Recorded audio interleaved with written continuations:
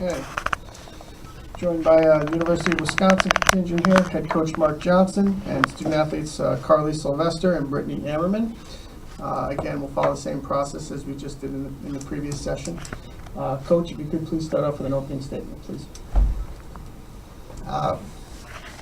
Obviously disappointed. But I told my team after the game, we played well.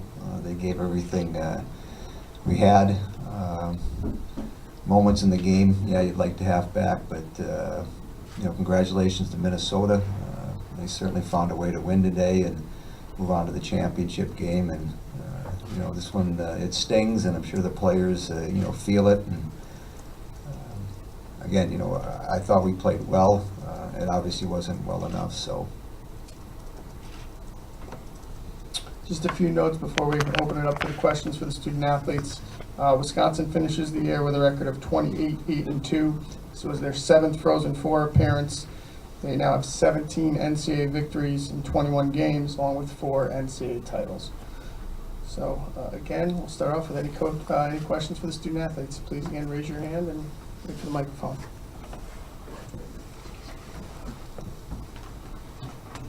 Hey Carly, Joe Christensen, Star Tribune. How good did it feel to get that goal? When it came in, the game was just huge, it seemed like, and I don't know if it adds anything to it when it comes against Minnesota as a Minnesota native. Yeah, definitely. It was a great goal. The pass from Packer was perfect. Couldn't be any better. It was a great time in the game right before the end of the second period.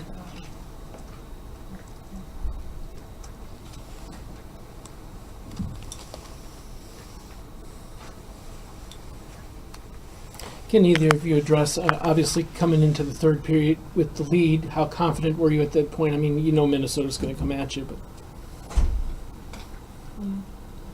I think we were very confident. We were happy with our play, but as Coach says, it's 20 minutes, then it's done, and it's another 20 minutes. And, that power play goal kind of put us back on our heels a little bit, but we continued to battle, and we just didn't get bounces our way that period or calls our way.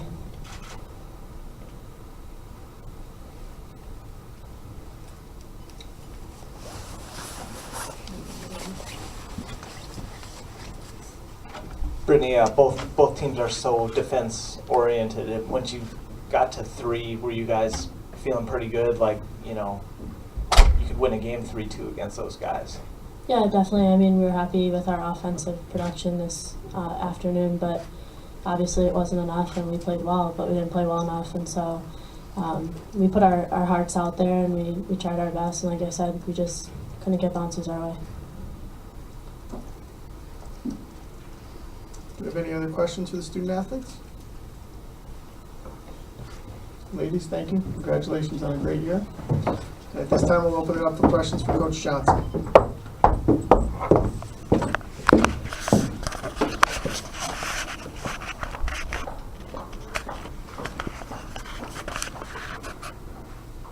Hey, Mark.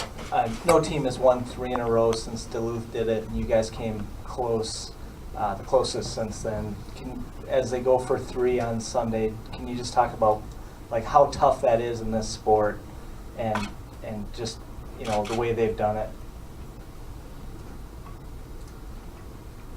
probably have to ask them. Do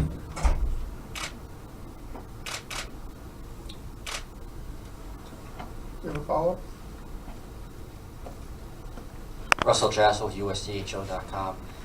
You talked about moments lost earlier. Do you think the first period where you could have conceivably had a multi-goal lead, was that key moment lost? Could have, would have. I was leaving the ice and think we should have been up 3-0. Had good opportunities, came out with great energy.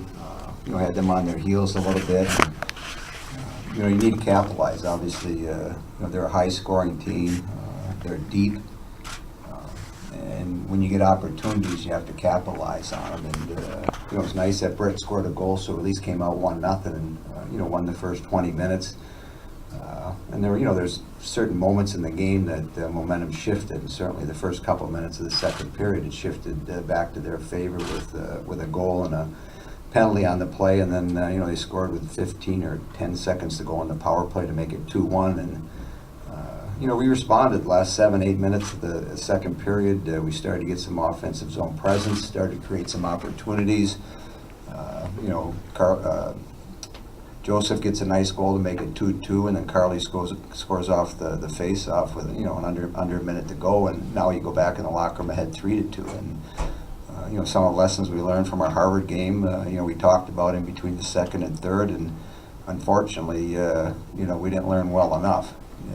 We give up a power play, 3 minutes into the period, and they score with 6 seconds to go on the power play. That sort of puts you back a little bit, but now it becomes a 14-minute game. That's what I was talking about on the bench. You got to win 14 minutes, and one of their players makes a play, and that puts us really back on the heels. So it's a game where there's some momentum swings. We saw them both ways today.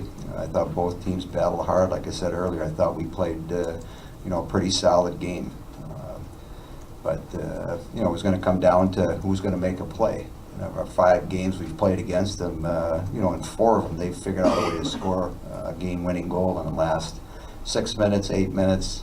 Today, was a little bit more time, but it wasn't due from a lack of effort. I was very proud of the way our team played, and I thought we played a very good game.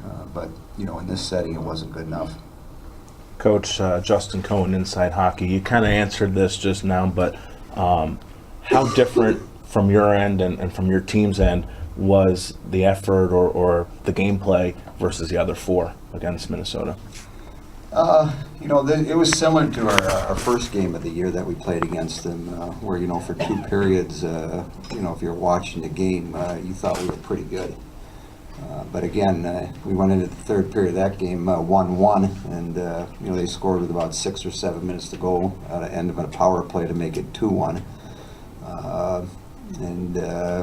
Again, you saw some momentum swings today both ways, and they were able to get the last one, and we never recovered from the 2 goals in about a 3 or 4 minute span there in the third period. The one coming late on the power play, and then the individual effort by Bona on the game winner.